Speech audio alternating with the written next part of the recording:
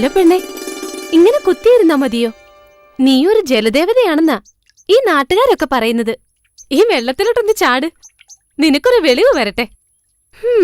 നിന്റെ കൂടെ നടന്ന് എന്റെ വെളിവ് പോകുന്ന ലക്ഷണം ഇപ്പൊ കാണുന്നത്. ഈ പെണ്ണിന്റെ ഒരു കാര്യം.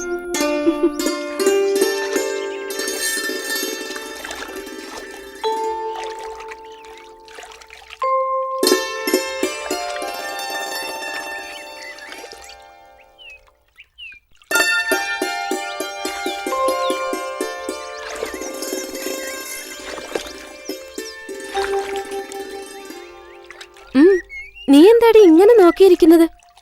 നിന്റെ ഈ കച്ചയൊക്കെ അങ്ങോട്ടൊന്ന് അഴിച്ചു മാറ്റി അലക്കി വെക്ക്, ഇല്ലെങ്കിൽ ചൊറി വരും.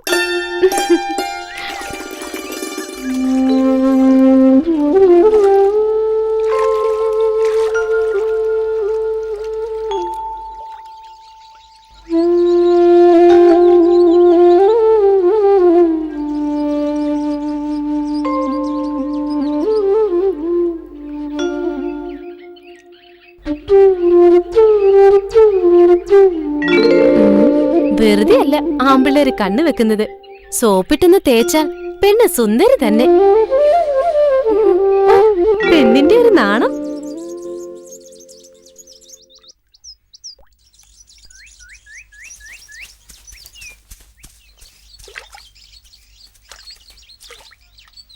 പോയിനടല്ല, മനുഷ്യന്റെ നേരെയാണോടാ നിന്റെയൊക്കെ കല്ലേറ്?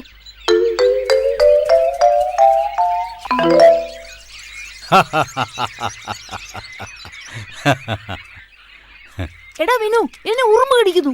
അല്ലടാ, ഈ നേരത്താണോ നിന്റെ ഒരു ഉറുമ്പ്? നിന്നെ കടിക്കുന്നില്ലേ? ഞാനൊന്നും അറിയുന്നില്ല. ഒരെണ്ണം എന്റെ ഹെഡ് ഓഫീസ് കടിച്ചടാ. ഒന്നും മിണ്ടാതിരിയടാ.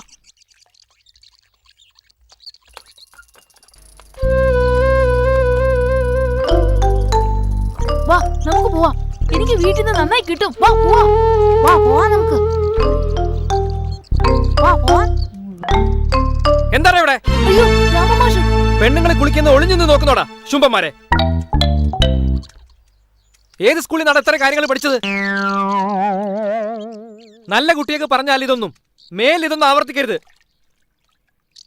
മനസ്സിലാവുന്നുണ്ടോ? എന്താ താമസം? പോരടാ, വേഗം വീട്ടിൽ പൊക്കോണം.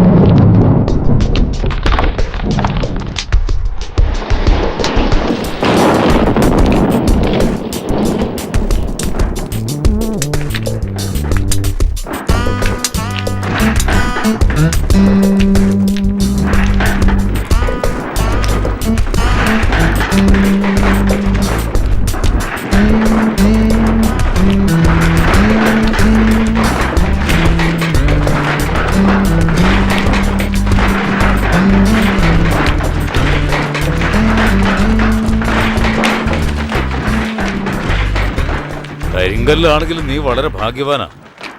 സുശീലയുടെ കൈകൊണ്ടുള്ള തലോടലേക്കാനുള്ള ഭാഗ്യം നിനക്കുണ്ടാവില്ല. വീട്ടിലൊരുത്തി ഇല്ല എന്റെ ഗോപാലൻകുട്ടി. അവളെ കൊണ്ട് 1-2 തവണ തലോടിച്ചൂടെ നിനക്ക്? ഓ, ഉണക്കമീൻ പോലുള്ള അവളുടെ കൈകൊണ്ട് തലോടിച്ചാ എനിക്ക് ഛർദ്ദിക്കാൻ വരും. അപ്പൊ 3 കുഞ്ഞുങ്ങള് വീട്ടില് കളിച്ച് നടക്കുന്നുണ്ടല്ലോ, അത് അയൽക്കാരൻ്റെതാ.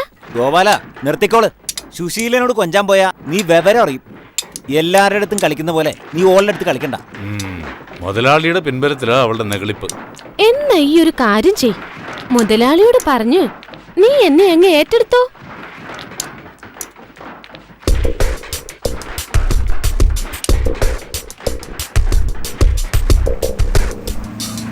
ഡായിങ് എത്തിപ്പോയി. എന്റെ മുമ്പിൽ നിന്നാവുമ്പോ പെട്ടെന്നൊരു തീരുമാനവും ഉണ്ടാക്കാം. അതെ, എന്റെ ലോഡ് നിറഞ്ഞു, ഞാൻ പോട്ടെ. നിന്റെ ലോഡ് സുശീല നിറച്ചിട്ടുണ്ടല്ലോ, അല്ലേ സുശീല?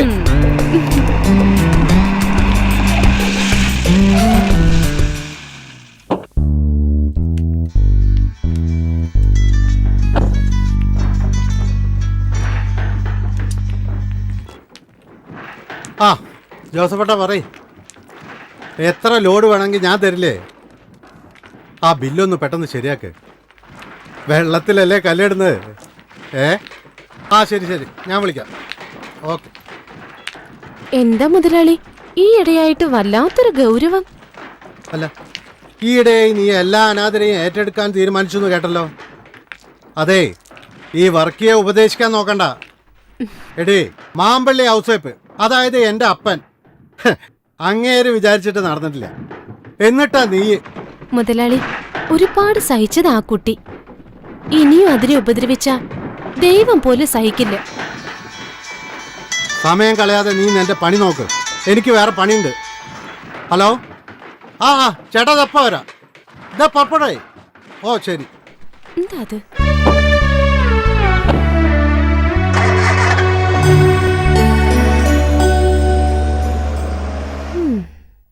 എന്റെ ഗോപാലൻ ചേട്ടാ, രാവിലത്തെ ഈ നടത്തം കാരണം കാലിനൊരു നീർക്കെട്ട്.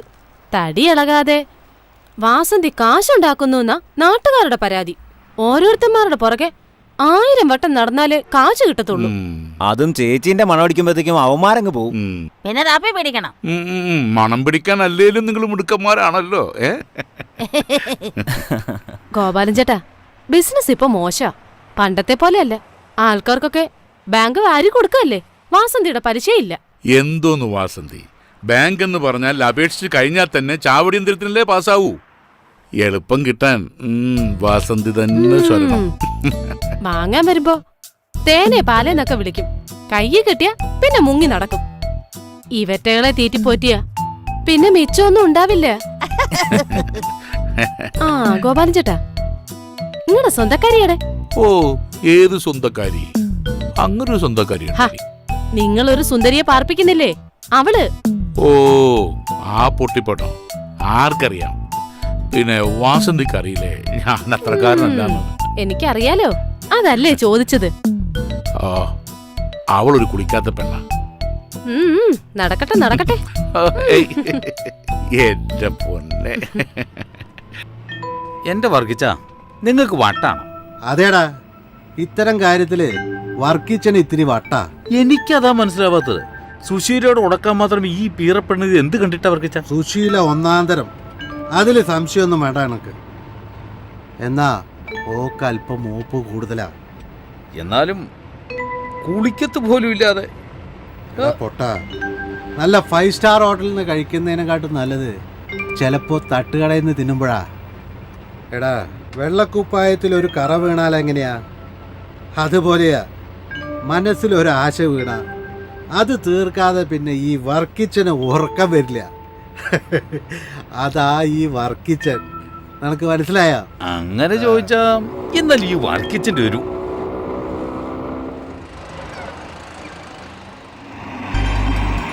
ഇവക്ക് 100 ആയസാ. ഇപ്പൊ പറഞ്ഞോളൂ, അവളെ പിടിച്ച് കേട്ട്.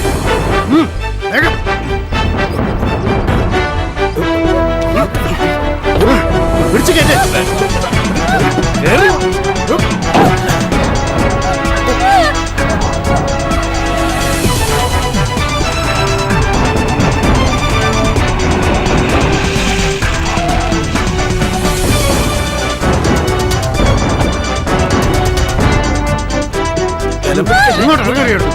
പിടിച്ച് കേട്ടി അവിടുന്ന്. അല്ലെങ്കിൽ തന്നെ പീഡനങ്ങളുടെ കാല. ഏതെങ്കിലും എണ്ണം കെട്ടവൻ കേട്ടാ അത് മതി, മനുഷ്യനെ സൗകര്യമായിട്ട് ഒന്ന് ജീവിക്കാൻ സമ്മതിക്കില്ല. പിടിച്ച് കേട്ടു.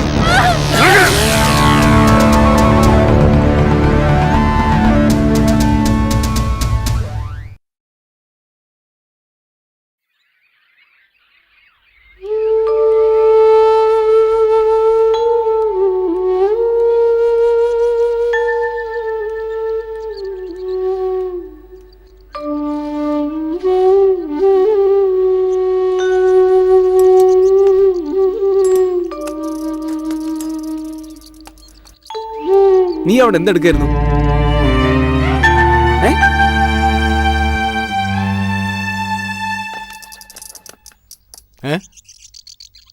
എന്താ കിട്ടാൻ വേണ്ടി വന്നതാ? ഞാൻ ഓടിച്ചു വിട്ടു. എടോ, തന്റെ മുതലാളിയോട് പറഞ്ഞേക്ക് പാവങ്ങളോടുള്ള അക്രമം നിർത്താൻ. എന്നും എല്ലാവരും അടിച്ചമർത്താന്ന് കരുതണ്ട. ഒരു ദിവസം എല്ലാം കൂടി പലിശ സഹിതം അയാളുടെ തലേ തന്നെ വന്ന് വീഴും.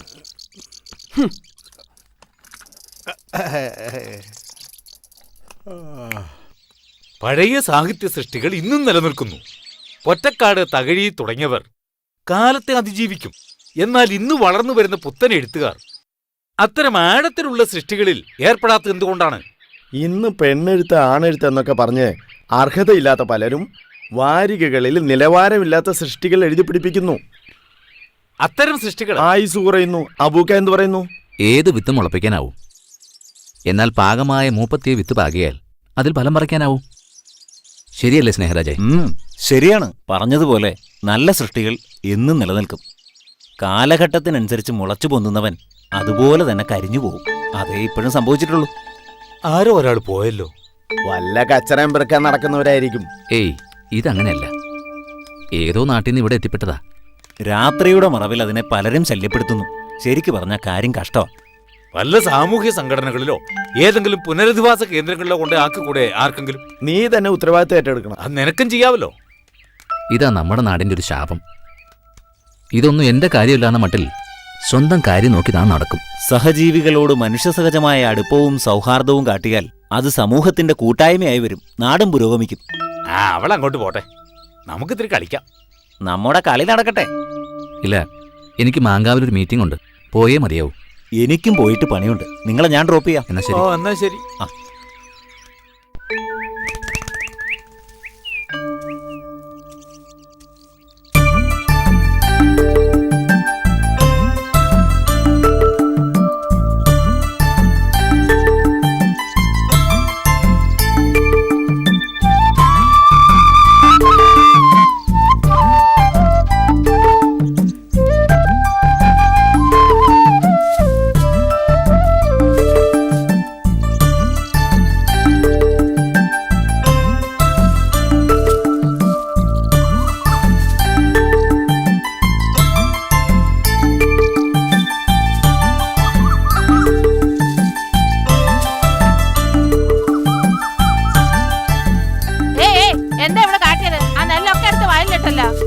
രണ്ടെണ്ണം അങ്ങോട്ട് പൊട്ടിച്ചു കൊടുക്കണം. പാവാണെന്നേ, തലയ്ക്ക് നല്ല വെളിവില്ല. കഷ്ടാണ്. കണ്ടാ നല്ലൊരു കുട്ടി ഒരിത്തിരി തേച്ചില് വന്ന കാര്യം കഷ്ടം തന്നെയാ. അങ്ങാടിയിലെല്ലാരും അതിനെ കിടത്തിപ്പുറപ്പിക്കണില്ലെന്നാ ചിന്നമ്മു പറഞ്ഞത്. ഓളോട് ഇങ്ങനെ കെട്ടിയോ പറഞ്ഞാത്രേ. ഓനും ചില്ലറ പുള്ളിയല്ല. എന്തേ ഓൻ എന്റെ അടുത്ത് വന്നീനോ ഇത്ര കൃത്യം പറയാൻ?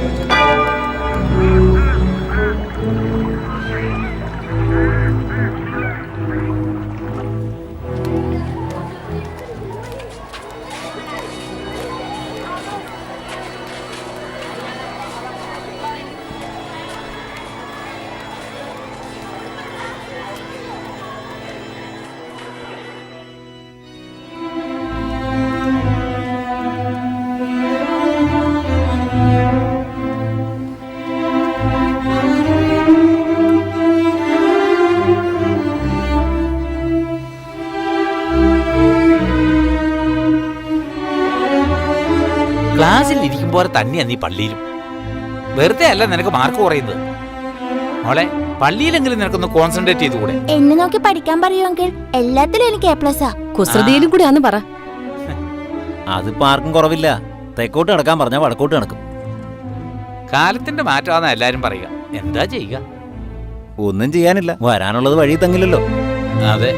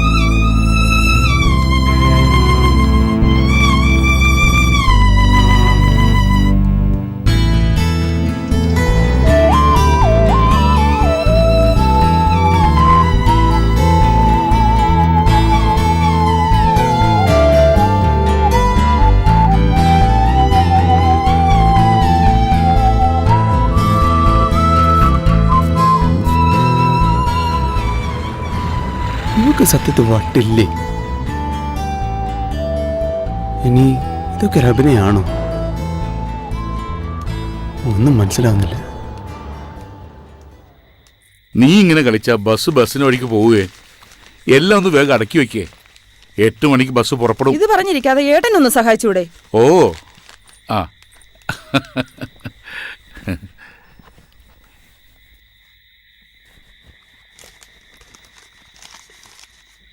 അതെ, 1-2 സാധനങ്ങൾ മറന്നിട്ടുണ്ട്. ധൃതി കൂട്ടിയിട്ടെല്ലാം മറന്നു പോന്നു. സാരമില്ല, അവളുടെ ഈ കാശുണ്ടല്ലോ, ആവശ്യമുള്ളത് അവള് വാങ്ങിച്ചോളും. ആ എന്റെ പൊന്നുമോളിങ് അടുത്ത് വന്നേ. അവിടെ എത്തിയാലുടൻ വിളിക്കണം. മോൾ അച്ഛനെ പോലെ തന്നെയാണെന്നറിയാം, എന്നാലും പറയുക, ഈ നാട്ടിൽ അച്ഛനെ കുറിച്ച് ആർക്കും നല്ലതേ പറയാനുള്ളൂ. മോളും ആളുകളെ കൊണ്ട് നല്ലതേ പറയിപ്പിക്കാവൂ. അത് പിന്നെ അച്ഛൻ പറയണോ? എനിക്കറിയില്ലേ. എന്താ അച്ഛന് മോളോടൊരു സ്വകാര്യം? അല്ല, ജോലിയും കൂലിയില്ലാതെ വായിൽ നോക്കാൻ ഒരുപാട് പേരുണ്ടാവും. പക്ഷേ എനിക്കൊന്നല്ലേ ഉള്ളൂ. ആ വിഷമം പറഞ്ഞതേ ഉള്ളൂ.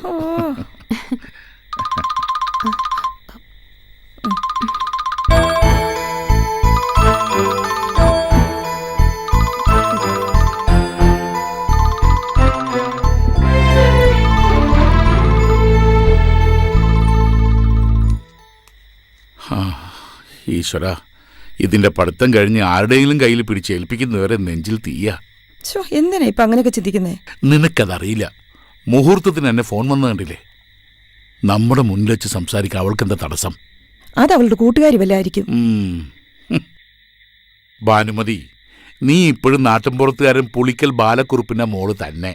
കാലം പുരോഗമിച്ചറിയാത്ത വെറും ഒരു നാട്ടിൻപുറത്തുകാരി. അതിനെന്താ ഇപ്പൊ നഷ്ടം? ഞാൻ ആശിച്ച പോലെ എല്ലാം നടക്കുന്നില്ലേ? നല്ലൊരു മോള്, പിന്നെ എന്നെ മാത്രം സ്നേഹിക്കുന്ന ഒരു ഭർത്താവ്. ഇത്രയൊക്കെ ഈശ്വരൻ തന്നില്ലേ? അതൊക്കെ ധാരാളം. ഇത്രയും കാലമായിട്ടും നിന്റെ ഈ നാണവും സ്നേഹവും കാരണമല്ലേ ഞാൻ മറ്റൊരു സ്ത്രീയുടെ മുഖത്തുകൂടി നോക്കാത്തത്. നിന്നെ അല്ലാതെ മറ്റൊരു പെണ്ണിനെ കുറിച്ച് ഞാൻ ചിന്തിക്കുന്നത് പോലുമില്ല. അതെ, മിസ്റ്റർ പിള്ളയ്ക്കും മിസ്സസ് പിള്ളയ്ക്കും ചെറുപ്പം കൂടി വരികയാണെങ്കിലും എനിക്ക് ഇത്തിരി ഭക്ഷണം കഴിക്കണം. പിള്ളയുടെ പ്രമാണിത്വം ഡ്രൈവർക്ക് അറിയില്ലല്ലോ, അതങ്ങ് പോവും. ശരിയാ, അവൾക്ക് വിശക്കുന്നുണ്ടോ? ഭക്ഷണം എടുക്കും.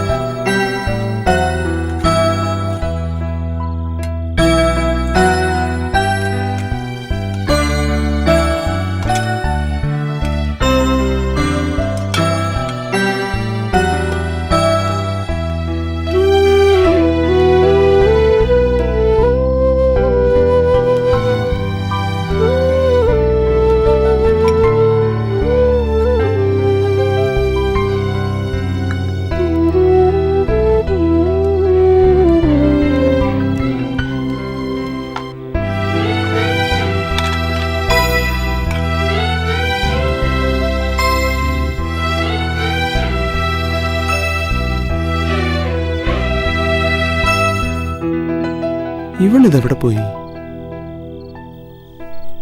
ഒന്ന് പോയി നോക്കിയാലോ?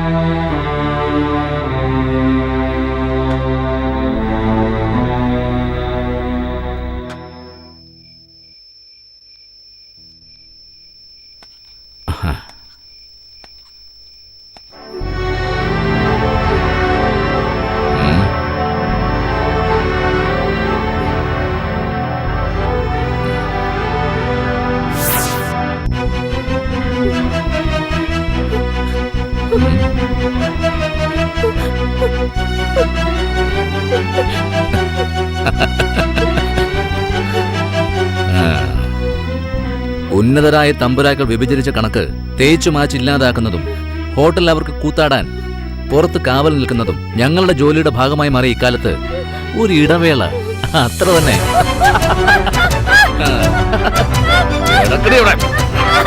നമ്മുടെ പോലീസ് ഏമാൻ നേരം കുറയല്ലേ. നമ്മളിവിടെ ഊഴം കാത്തിരിക്കുന്ന കാര്യം അങ്ങേര് മറന്നുപോയോ? ഏമാനാള് പഠിച്ച കളനാ, പുതിയ എഞ്ചിനാ, ഓട്ടം നിർത്താനായിട്ടില്ല. പുറംകാല് കൊണ്ട് തൊഴിക്കേണ്ട ഇനമാ. പലപ്പോഴും ചെയ്ത ഉപകാരം ഓർത്താ. കാര്യം നേര് തന്നെയാ. എങ്കിലും ഓസിനടിക്കാൻ അങ്ങനെ ഇത്തിരി മിടുക്കനാ.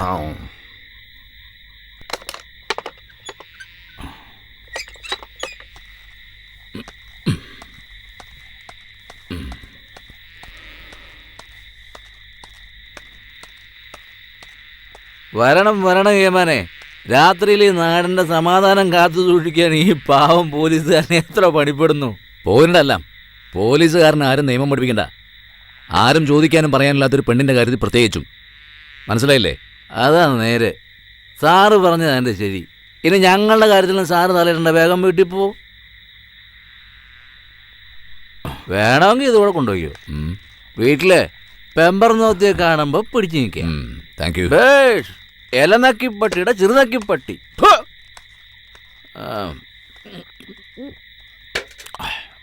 ബാക്കി വെച്ചേക്കണം.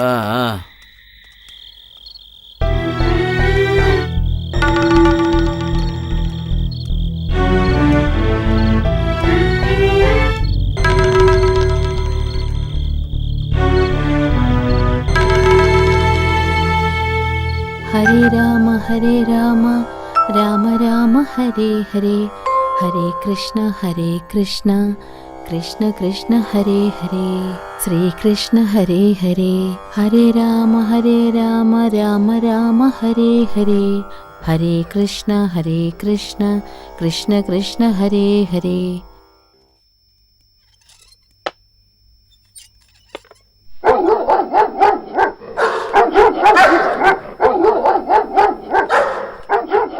എന്താ ശങ്കരേട്ടാ പട്ടികൾ ഇങ്ങനെ നിർത്താതെ കുരയ്ക്കുന്നത്? ഒന്ന് പോയി നോക്കിയേ. ഓ, അതിനങ്ങനെ പ്രത്യേകിച്ച് കാരണം വല്ലതും വേണോ? അതിപ്പോ പൂച്ചേനെ കണ്ടാ കൊരയ്ക്കും, മൊരിച്ചാഴിനെ കണ്ടാ കൊരയ്ക്കും, ഇനിയിപ്പോ വല്ല പുറമേന്ന് വല്ല പട്ടികളെ കണ്ടാലും കൊരയ്ക്കും. എന്തിനാ കൊരയ്ക്കണെന്ന് വെച്ചാൽ സത്യാവശ്യമല്ലേ അറിയൂ. മതി മതി, നിങ്ങളുടെ ഈ ഉത്തരങ്ങളൊക്കെ എനിക്കും അറിയുള്ളതാ. അതൊന്നും എനിക്ക് കേക്കണ്ട. ഒന്ന് പോയി നോക്കിട്ട് വന്നേ. ഓ, ഈ സാവിത്രി കൊച്ചിനോട് ഞാൻ തോറ്റു. ഒന്ന് പോയി നോക്കിട്ട് വാ. രാത്രിക്ക് ഞാൻ പോണോ? നായിക്ക് കുറയ്ക്കാൻ കൊണ്ടുവരുന്നു ഇങ്ങനെ.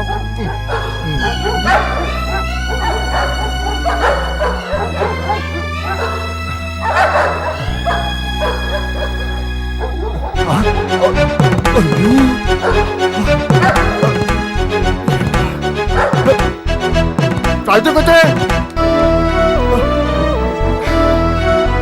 സാവിത്രി കൊച്ചേ, സാവിത്രി കൊച്ചേ,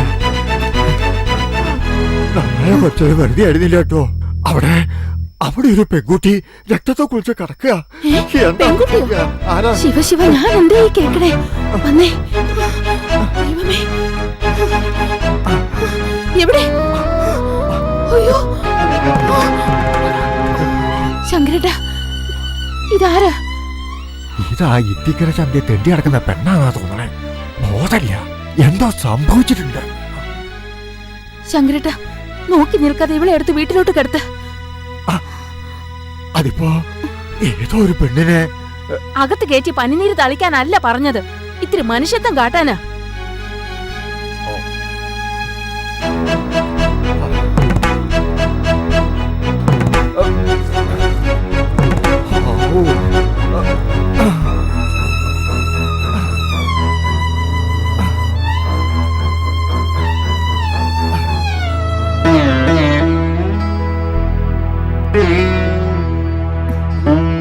ഇതിപ്പോ എങ്ങനെ ഇവിടെ വന്ന് പെട്ടു? ഇതിന്റെ സ്ഥിതി വളരെ കഷ്ടാണേ. ഈ അവസ്ഥയിലുള്ള ഒന്നിനെ എന്തിനാ ഇവിടെ ഇങ്ങനെ കിടത്തണത്? വല്ലതും സംഭവിച്ചാലോ? ശങ്കരേട്ടാ, ഈ നാട്ടിൽ എത്രയോ സ്ഥലമുണ്ടായിട്ടും എന്തിനാ ഈ കുട്ടി ഇവിടെ തന്നെ വന്ന് കിടന്നത്? അത് ഈശ്വര നിശ്ചയം. ശങ്കരേട്ടൻ ഒരു പാത്രത്തിൽ കുറച്ച് തണുത്ത വെള്ളം ഒരു തോർത്തുങ്ങും എടുത്തോണ്ട് വന്നേ. ഓ,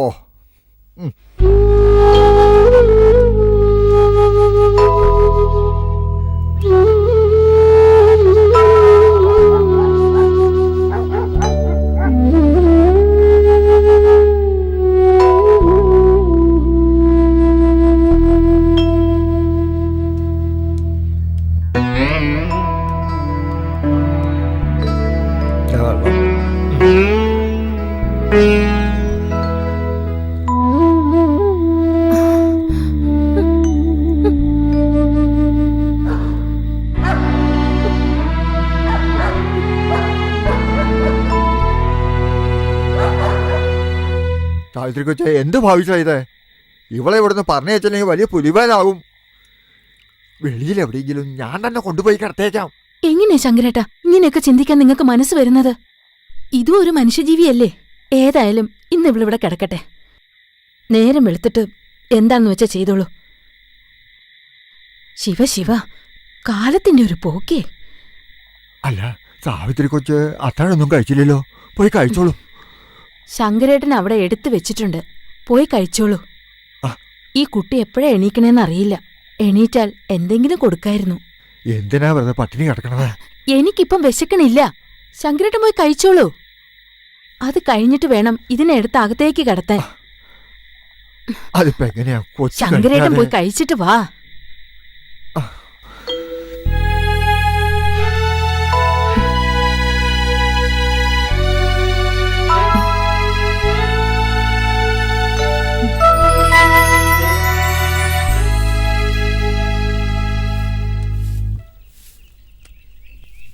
എന്താ ഇത്? ഇത്തിക്കരയിൽ ആദ്യം എഴുന്നേക്കുകയും അവസാനം ഉറങ്ങുകയും ചെയ്യുന്ന കൊച്ചമ്മയ്ക്ക് ഇത് എന്തു പറ്റി? വാതിൽ തുറന്നിട്ടില്ലല്ലോ.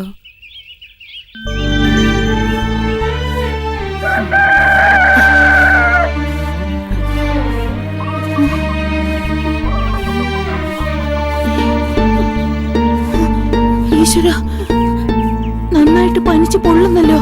ശങ്കരേട്ടാ, ശങ്കരേട്ടാ.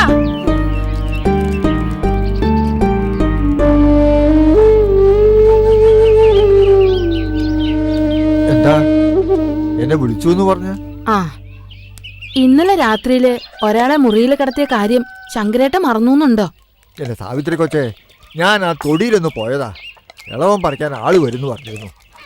ചന്തയിലെ സഭാഷണൻ നാളെ വിടാന്നാ ഏറ്റിരുന്നത്. അല്ല, കൊച്ച എന്നോട് എന്തിനാ ഇങ്ങനെ കയർക്കുന്നത്? ഞാൻ ഇതൊക്കെ ഇന്നലെ നല്ല മലയാളത്തിൽ പറഞ്ഞിരുന്നതല്ലേ. വേണ്ടാത്ത ഓരോ വയ്യാവേലി തലയിൽ വെച്ച് കെട്ടണ്ടാന്ന്. അതല്ല ശങ്കരേട്ടാ, ആ കൊച്ചിന് പനിച്ചു തുള്ളുന്നു. അതിനെവിടെന്നെങ്കിലും കുറച്ച് മരുന്നുണ്ടെന്ന് കൊടുക്ക്. ഞാനതിന് കുറച്ച് ചുക്കാപ്പി കൊടുക്കട്ടെ. ഇപ്പൊ നന്നായേ. ഇനിയിപ്പോ കിടത്തി ചികിത്സയും തുടങ്ങിയോ? എന്തായാലും ഇഷ്ടം പോലെ ചെയ്തോ. ഈ ശങ്കരന് ഇതിനൊന്നും കൂട്ടുവെക്കാനാവില്ലേ? ഏതായാലും ഞാനിപ്പോ പോയിട്ട് മരുന്ന് വാങ്ങിയിട്ട് വരാം.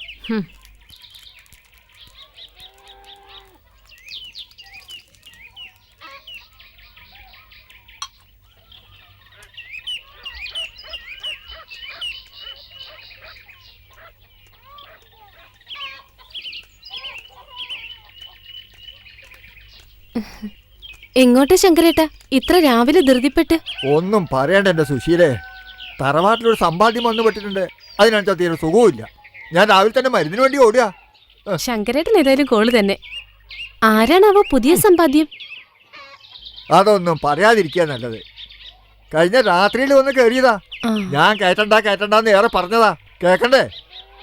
ഇപ്പൊ കളി കാര്യാവും പോണു. എന്നാ പിന്നെ ഞാൻ നടക്കട്ടെ. എത്രയായാലും ഒരു മനുഷ്യരല്ലേ, കുറച്ച് മരുന്ന് വാങ്ങി കൊടുക്കട്ടെ. ഈ ശങ്കരന് അതിന് വിരോധം ഉണ്ടായിട്ടല്ല. ഇപ്പോഴത്തെ കാലം എങ്ങനെയാ, നല്ലത് ചെയ്താൽ അകത്താവും. ആ,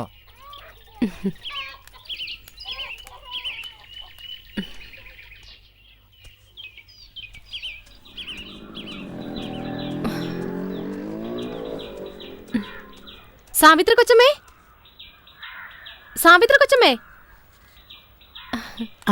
ആരാ കൊച്ചമ്മേ ഇവിടെ സുഖമില്ലാണ്ട് കിടക്കണേ? സുശീലയ്ക്ക് ഇത്ര കാലത്തെ ഈ ന്യൂസ് എവിടുന്ന് കിട്ടി? വഴിയിൽ വെച്ച് ശങ്കരേട്ട സൂചിപ്പിച്ചു. ഇവിടെ ഇന്നലെ വന്ന് പെട്ടതാ സുശീലേ.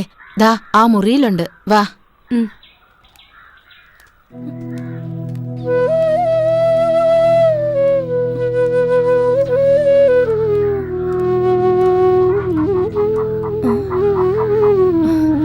കൊച്ചമ്മേ, ഇവളൊരു പാവ. ഒരു പേരും അറിയില്ല. ചന്തയിൽ എങ്ങനെയോ വന്ന് പെട്ടതാ. എന്ത് പറ്റിയെന്ന് അറിയില്ല. ആരോ പിടിച്ചോണ്ട് വന്ന് കാര്യം കഴിഞ്ഞിട്ട് തള്ളിയതാണെന്നാ തോന്നുന്നേ. ഒരു പൊട്ടിപ്പെണ്ണ. ഞാൻ വൈകുന്നേരം വന്ന് കൂട്ടിക്കൊണ്ട് പൊക്കോളാം. അതുവരെ ഇവിടെ കിടക്കട്ടെ. ആട്ടെ, അങ്ങനെ ആവട്ടെ. ഏതായാലും ഒന്നുകൂടെ സുഖമായിട്ട് മതി. ശങ്കരേട്ടൻ ഇപ്പൊ മരുന്ന് കൊണ്ടുവരും.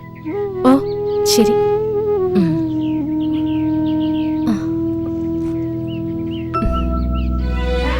എന്നാ ഞാൻ പോട്ടെ.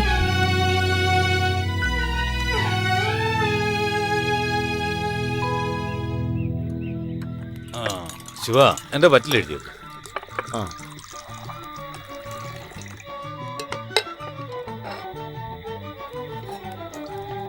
അല്ലടോ, ആ പെൺകുട്ടി അവിടെ പോയി? ഇവിടെ എവിടെയും കാണാനില്ലല്ലോ. എല്ലാരും കൂടി അവളെ ഇവിടുന്ന് ഓടിച്ചോ? എങ്ങൊന്നോ വന്നു മുതലാളി. അങ്ങനെ തന്നെ എങ്ങോട്ട് പോവുകയും ചെയ്തു. അത്ര തന്നെ. സാധാരണ കാണുന്നിടത്തെല്ലാം ഞാൻ തിരക്കി, എങ്ങും കാണാനില്ല. മക്കളെ, വീട്ടിൽ അമ്മയും അച്ഛനും തണ്ടും തണ്ടുള്ള ആങ്ങളമാരുണ്ടായിട്ടും പെൺകുട്ടിയൊക്കെ നാട്ടിൽ ജീവിക്കാൻ പറ്റുന്നില്ല. ഇവിടെ ഊരും പേരില്ലാത്ത കാണാൻ കോലുള്ള ഒരുത്തി ഒറ്റയ്ക്ക് ജീവിക്കാൻ ചിന്തിച്ച തലട്ടൂല. കരുണാമയനായ കർത്താവ് എന്തിനാ ഇങ്ങനൊരു ജന്മം നടത്തിയത്? ഈ ദുനിയാവിലുള്ള എല്ലാ ജന്മങ്ങൾക്കും ഓരോ ലക്ഷ്യമുണ്ട്. അതിനായിട്ടാണ് പഠിത്തവൻ ഓരോന്ന് നോക്കി കൊണ്ടും പഠിച്ചു വിട്ടേ. ആ ആവശ്യം കഴിയുമ്പോൾ പഠിത്തം തിരിച്ചു വിളിക്കും. ഇല്ല, അങ്ങനെയല്ലേ? ആ കുട്ടിക്ക് എത്ര വയസ്സ്? എന്റെ അമ്മയുടെ 4 വയസ്സ്. പോയി പാത്രം കേടാ നമുക്ക്.